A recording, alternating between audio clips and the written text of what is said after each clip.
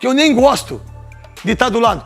A imprensa, Sport TV, a TNT, começou a tirar sarro do Carlos Alberto, nosso comentarista, que tomou uma caneta do De Arrascaeta. O Carlos Alberto é campeão brasileiro, ele é campeão da Champions League, fez gol na final.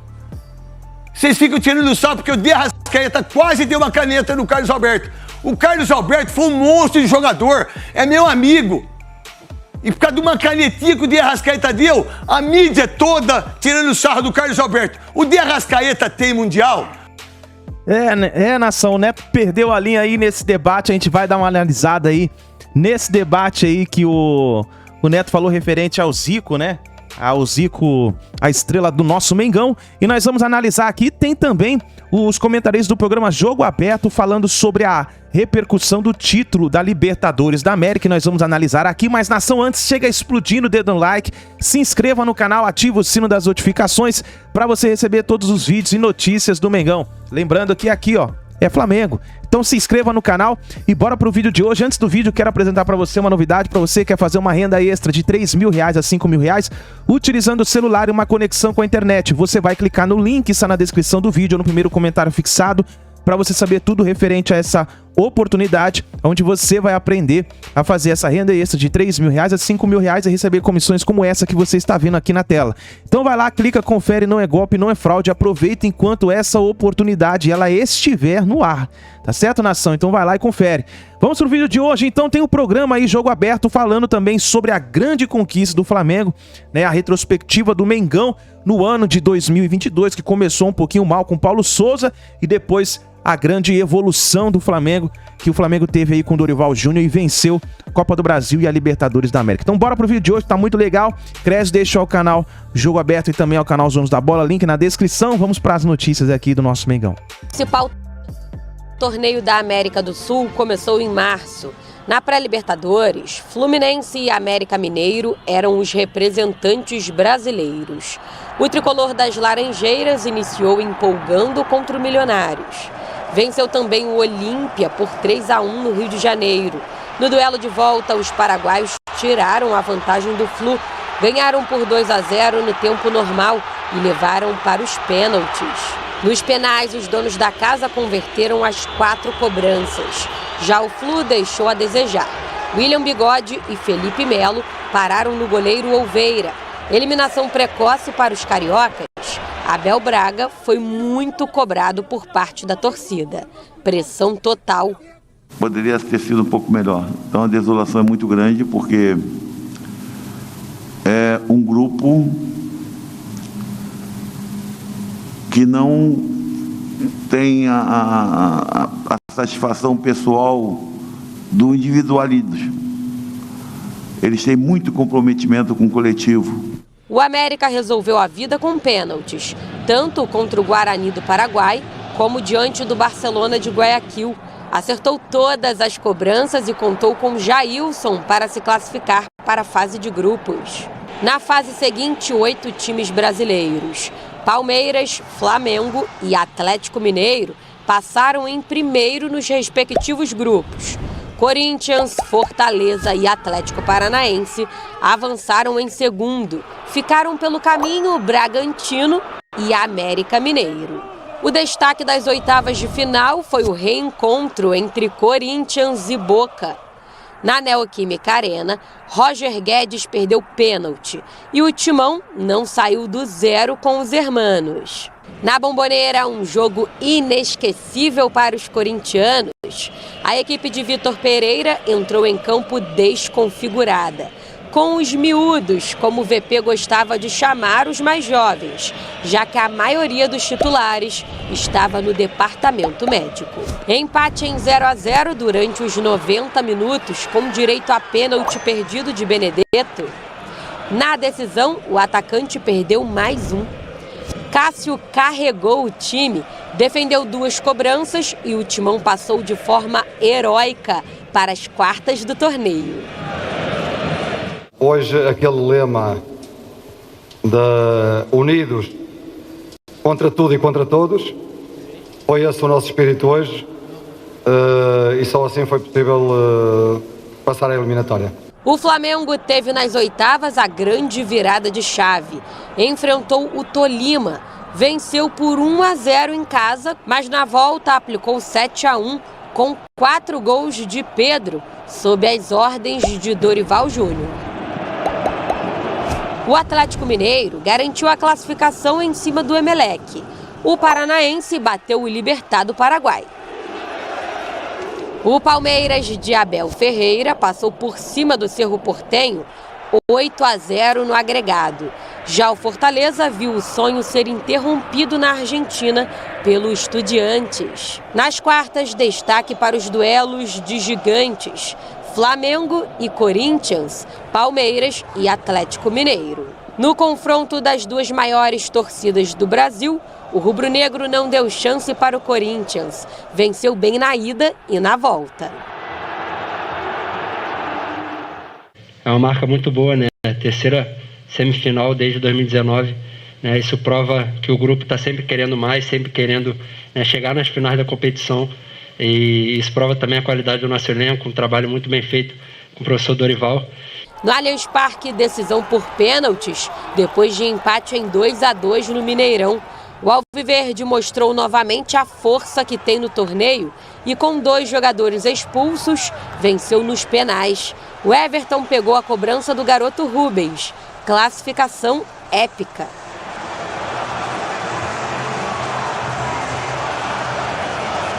A torcida que canta e vibra, isso passa para os jogadores, a forma como eles jogam passa para os nossos torcedores e eles, tal como eu, seguramente que não só de hoje, mas que sentem um orgulho e uma admiração muito grande e respeito também, porque eles estão a fazer e vão continuar a fazer. Atlético Paranaense chegou até a semifinal, deixando Estudiantes para trás com o protagonismo de Vitor Roque. O Vélez foi melhor que o Tadieres. Semis definidas: Flamengo e Vélez contra Palmeiras e Atlético Paranaense. Embalado, o time de Dorival Júnior não teve dificuldade. 4-0 fora de casa. No Maracanã, 2-1, carimbando a vaga para a grande decisão em Guayaquil. Na Arena da Baixada, o Palmeiras perdeu a invencibilidade no torneio. Alex Santana foi decisivo, 1-0. No Allianz Parque, a expulsão de Murilo foi determinante. O Verdão chegou a abrir 2-0, só que o Furacão reagiu. Pablo diminuiu. Terãs colocou o Atlético na final depois de 17 anos. Rubro-negros na decisão. Felipão tentava o último título para encerrar a carreira com chave de ouro. Dorival sonhava com a conquista inédita. O Atlético mostrou que o jogo não seria fácil. Marcação-pressão desde o início. Aí, essa expulsão de Pedro Henrique mudou a história do jogo. A estratégia do experiente Felipão se perdeu. Ainda no primeiro tempo, o Gabigol mais uma vez mostrou que é predestinado. Marcou o gol da vitória por 1-0. No segundo tempo, foi só administrar. Flamengo tricampeão e de quebra, Gabigol se tornou o maior artilheiro brasileiro da história da Libertadores, junto com Luizão, com 29 gols. Vale destacar que nos últimos 4 anos foram 3 finais e em todas as ocasiões o ex-camisa 9, que agora é 10, balançou as redes. Apesar de ter passado em branco na final, Pedro foi o artilheiro da competição com 12 gols. E levou para casa o anel de melhor jogador do torneio. Com a glória eterna alcançada, as ruas do Rio novamente ganharam cor, vermelho e preto. O Rio não tem outro igual, São Palmeiras campeão mundial, e agora seu povo... E aí o Dorival, com o jeito comunicativo que ele tem, ele deve ser um cara muito legal dentro do vestiário, simplificou a situação e a gente começou a ver um Flamengo jogando muito bem, né? Era praticamente o mesmo elenco com o Paulo Souza, só que o Paulo Souza colocava o Everton para jogar do lado do campo, fazer corredor. Ele simplesmente colocou os caras onde os caras poderiam render mais e aí acabaram aí ganhando aí a Libertadores. Agora, Everton Guimarães, além da gente perceber o quanto o Flamengo é representativo na América do Sul, o quanto o time está preparado para uma competição tão desejada e cobiçada, nós vimos também a hegemonia brasileira mais uma vez, Atlético Paranaense e Flamengo, Felipão e Dorival, enfim, nós percebemos o quanto a Libertadores nos últimos anos ela tem sido favorável às equipes do nosso país, que mostram mais qualidade, que têm uma maneira de trabalhar mais organizada e acabam conquistando esses títulos, Everton. Então, Renata, passa pela questão da Libertadores, em primeiro lugar, boa tarde a todos, passa pela questão da Libertadores e reflete até na seleção, né? Reflete até no trabalho lá atrás das eliminatórias. E a Libertadores também não é nada diferente. É uma hegemonia absoluta do futebol brasileiro e eu tenho quase certeza, Renata, que isso vai continuar por muito tempo. É muito dinheiro que corre aqui. Eu não estou dizendo de clubes ricos, eu estou dizendo de orçamentos que são maiores do que orçamentos de outros países. Então eu continuo imaginando que nós seguiremos com hegemonia no nosso torneio continental. Não vejo nenhuma possibilidade de aparecer um clube argentino para tomar de Palmeiras, de Flamengo, de um Atlético que em 2023 está sendo desenhado para ter um time ainda melhor, porque o fracasso retumbante de 2022 deixou marcas realmente muito importantes no Atlético. E aí a mudança de filosofia, a chegada do Eduardo Cudê, a remontagem do time, de um time que não teve um 22 bom para um 23 com uma projeção muito positiva. O Flamengo, todo mundo sabe do poderio financeiro. O Palmeiras, indiscutivelmente, é hoje um dos grandes do nosso continente. Então, acho que essa hegemonia vai persistir por muitos anos, Renato. Pois é, agora foi interessante você falar no Palmeiras. Assunção, o Palmeiras brigou muito por essa Libertadores. É um time que com o Abel Ferreira virou um especialista na competição. Acabou sendo eliminado pelo Atlético Paranaense, até de uma maneira inesperada. Mas o Felipão é matreiro, experiente, é um cara que até para fazer uma mudança de treinador para diretor, estava se preparando para, de repente, encerrar a carreira com um título como esse. Mas não teve jeito, o Flamengo mostrou a sua superioridade. Sim, a gente falou numa questão de elenco, né, Renata? Por mais que o Palmeiras tenha elenco, tenha vários jogadores, mas a qualidade do Flamengo é melhor. Os jogadores que o Flamengo tem são melhores que os jogadores do Palmeiras, né, em termos de técnica. Né? Então, acho que o Flamengo é merecido essa Libertadores que eles ganharam. O Palmeiras lutou muito. O Palmeiras é um time acostumado, o Abel, a essa competição, assim como o Felipão também, só que a experiência venceu. A experiência foi maior, né? E na final eu torci muito para que o Felipão pudesse aí ganhar a Libertadores e terminar sua carreira como treinador e com o título da Libertadores, mas diante do Atlético tinha um Flamengo muito bom, com excelentes jogadores, e um Flamengo com um treinador que pegou o time lá embaixo e fez um excelente trabalho, como disse o Dani. É uma questão de fazer as coisas simples. O simples é tão bonito, né? Então, de repente, ele chegou no vestiário e falou para a rapaziada, ó, eu tô aqui para ajudar vocês, não tô aqui para atrapalhar em nada, então vamos ser amigos da melhor maneira possível, vamos trabalhar da melhor maneira possível para conquistar o que a gente quer, os nossos objetivos, que é a Libertadores principalmente. Agora, Chico, se a gente pegar desde o goleiro Santos, passando pela liderança do Davi Luiz, pelo Rodinei, que fez sua melhor temporada pelo Flamengo, aí você vai para o meio-campo, o João Gomes, que até esteve fora, não é, de um jogo importante, mas vimos um Everton Ribeiro e também o Arrascaeta sustentando e dando qualidade para as jogadas. E aí o Pedro e Gabigol finalmente juntos como titulares, e a gente viu o Pedro artilheiro e o Gabigol muito mais participativo, mais copeiro no time. O Flamengo do Dorival, ele foi o que mais se aproximou ao Flamengo do Jorge Jesus. Não estou dizendo que chegou perto, acho que aquele Flamengo era muito... É esse mesmo. Calma, nem me fala. Era um Flamengo muito intenso, né? E com outras peças, né? Tinha o Gerson deitando, o Bruno Henrique, por exemplo.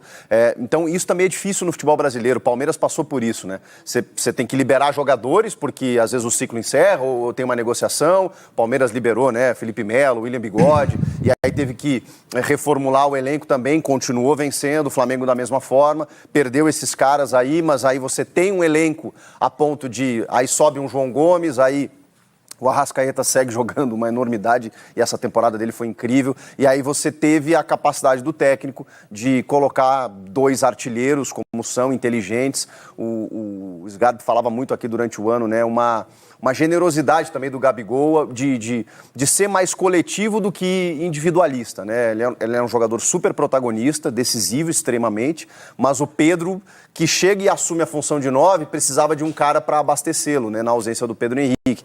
Além dos 2 meias, o Gabigol fez muito bem esse papel. Então, o Flamengo foi, assim, merecidíssimo campeão. O Dorival, em algum momento, priorizou as Copas e não dá para dizer que fez errado, né? O brasileiro estava muito difícil pelo campeonato de exceção que fez o Palmeiras e ele ganhou a Copa do Brasil e a Libertadores. Ganhou um 10zinho, né? Com estrela. Agora, Ronaldão, além do título, que merece uma nota 10, para você, qual foi o grande destaque do Flamengo, especificamente na Libertadores? Eu acho que o ataque, né? O Gabigol e o Pedro, né? Eles se entrosaram de um jeito e a gente tinha, assim, uma margem nesse time do Flamengo que poderia jogar até com o Bruno Henrique, que machucou uma lesão violenta, que poderia ser uma opção também para o segundo tempo, ou até primeiro tempo, ou até inverter alguns jogos fora de casa, onde você recompõe o meio de campo mais. E o time do Flamengo só foi esses 2. E quem fazia a recomposição era mais o Gabigol. O Gabigol teve uma função que merecia até uma chance na seleção brasileira. Sei lá, agora fica fácil falar, mas a verdade é que ele cumpriu uma função dentro do Flamengo, onde ele fazia essa recomposição mais rápida e deixava o Pedro para fazer a parede, né, que a gente fala, para fazer o pessoal chegar também. Então acho que foi essa leveza que o Dorival deu para o time, que acabou conquistando não só as 2 competições, mas também fazendo gols e trazendo o torcedor. Porque começou a animar todo mundo, falou, opa, esse Flamengo tá com algo diferente. Pô, esse Flamengo tem uma coisa boa. Aí veio o Santos dar uma tranquilidade lá atrás, junto da defesa com o Davi e tal. E o próprio menino, o Rodrigo Caio também, que teve uma lesão. E deu espaço pro Léo Pereira, que voltou a jogar bem. Isso. É o seguinte, né? Tudo na vida tem um porquê, né? Por que a gente está aqui? Por que a gente vai buscar? Por que a gente ama o Corinthians, Por que o Veloso ama o Palmeiras, o Souza, o São Paulo, o Pedro Ramiro não tem time porque é jornalista, né? Narra também pra caramba, um dos meninos mais credenciados para ser um dos melhores dessa geração nova aqui da Band. Para mim é o Pedro Ramiro, o Batistinha. Eles vão arrebentar, já estão arrebentando, diga-se de passagem. Aí, o Zico... Não sei se o Zico é maior que o Flamengo, mas quando pensa no Flamengo, você pensa no Zico. É uma bandeira, E quando fala do Zico, você pensa em Flamengo. O cara faz há 25, ou há 15 ou há 25 anos, não sei. Eu acho que é 15 anos. Ele faz um jogo no Maracanã, Mário Filho, certo? No maior estádio do mundo, que por sinal derrubaram o estádio 4 vezes, para reconstituir e para os caras ganhar dinheiro. Os caras meter a mão. Cambada de ladrão. Fizeram 4 Maracanãs, 3 Engenhão, um monte de coisa. Aí, tem 70 mil pessoas no Maracanã. Sai um pênalti. Que o Zico é cobrado por um monte de babaca, de jornalista otário, de comentarista babaca, de apresentador otário. Cobra o Zico de 86. O pênalti que ele não fez contra a França. Depois ele fez bater no pênalti, na disputa dos pênaltis, e depois a gente errou, acho que com o Júlio César e com o Sócrates, se eu não estiver errado. É quase capaz que eu esteja, mas eu não estou. Aí, meu irmão, o cara tem 67 ou 68 anos, se eu não estiver errado. O Zico, que é a única camisa, 69 ele tem. 69. dos batedores, 69 anos. Há 3 meses o Zico fez uma prótese de quadril todo dia treinando. Para esse jogo, sai um pênalti no Maracanã. Aí, o fenômeno, o maior goleiro da história do mundo, vai e pega o pênalti do Zico. Aí vocês vão falar para mim assim, mas ele é goleiro, tem que pegar? Não tem que pegar. Deveria ficar parado. Ou deveria ter ido para outro canto. É o Zico, irmão. A festa é dele. Ele é o maior depois do Pelé. Ninguém se compara ao Zico. A história, a pessoa. Na minha casa só tem uma camisa, que é do Zico, quando o Flamengo fez 90 anos. É a única que está emoldurada e que vai ficar na minha casa agora aqui. Nem a minha tem. Não tem do Ronaldo Fenômeno que eu tenho. Não tem de vários. Não tem do Rivelino. Não tem de ninguém, do Zico. O que você fez hoje, Carlos Germano, mostra uma imbecilidade tão grande sua, que é ex-jogador e foi um baita de um goleiro no Vasco. Você não precisava isso. Ou talvez, Carlos Germano, no jogo que a Sport TV fez, e diga-se de passagem, um absurdo, vaiar o Hendrick, vaiar o Renato Gaúcho, que por sinal, ontem nós estávamos falando do Hendrick aqui. Vamos lá, se ele não vai disputar sub-20, que é jogo oficial, por que ele pode jogar futevôlei? Por que ele pode, no jogo de ontem, dar uma arrancada, o zagueiro deu um carrinho, se pega o tornozelo dele, quebra. Esquece. Mas ninguém fala nada disso. Para jogar para a seleção não dá. Que é um pensamento que eu respeito. De quem quer que seja esse pensamento. Que é o do Veloso, que é o do Souza, não sei se é do Pedro. Agora eu vou jogar num jogo como esse. Ele deu um monte de arrancada, o cara deu um carrinho nele, eu não sei quem foi. Acho que foi o Juan. Não sei, acho que é maior que o Juan. O cara deu um carrinho nele, Veloso. Se pega, quebra os 2 tornozelos. Mas aí é a mesma coisa que você está comentando do Carlos Germano. O cara não tem que fazer isso no menino de 17 anos. Não, então é outra coisa. Ele vai lá porque ele está achando que vai ser uma brincadeira. Não, mas aí, só que é diferente, né? O Zico é o Zico, tem 69 anos. O menino tem 16, ele quer jogar. O cara também não tem que dar esse carrinho. Exato. O que eu estou dizendo é quem que liberou ele para jogar? Foi o Juan que deu o carrinho, que por sinal foi um grande zagueiro e que trabalha no Flamengo. Então, pera um pouquinho. O que vocês têm que entender é que é só uma brincadeira pro Zico. Que o Bradesco patrocinou. E aí, quanto que entregaram? E aí, o que a gente pensa em relação a isso? Meu Deus do céu, que barbaridade, que mundo é esse? É o mundo do cão. Aí, eu vou mostrar daqui a pouco. Quando pego o pênalti, logo em seguida, eu assisti o jogo. Eu fui convidado para ir. Aqui que eu vou. Nego que tá xingando eu. Já deixa eu xingar aqui. Eu não tenho medo de vaia. O convite do Zico e do Júnior foi maravilhoso para mim. O Zico me convidou. Falou, Neto, vamos esse ano. Você sempre fala não. Eu falei, Zico, não quero não. Não sou mais dessas coisas. Que por sinal tem um monte de ex-jogador atual que eu nem gosto de estar do lado. A imprensa, a Sport TV, a TNT, começou a tirar sarro do Carlos Alberto, nosso comentarista, que tomou a caneta do De Arrascaeta. O Carlos Alberto é campeão brasileiro. Ele é campeão da Champions League. Fez gol na final. Vocês ficam tirando sarro porque o De Arrascaeta quase deu uma caneta no Carlos Alberto. O Carlos Alberto foi um monstro de jogador. É meu amigo. E por causa de uma canetinha que o De Arrascaeta deu, a mídia toda tirando sarro do Carlos Alberto. O De Arrascaeta tem Mundial? O De Arrascaeta tem Champions League? Fez gol na final da Champions? Não!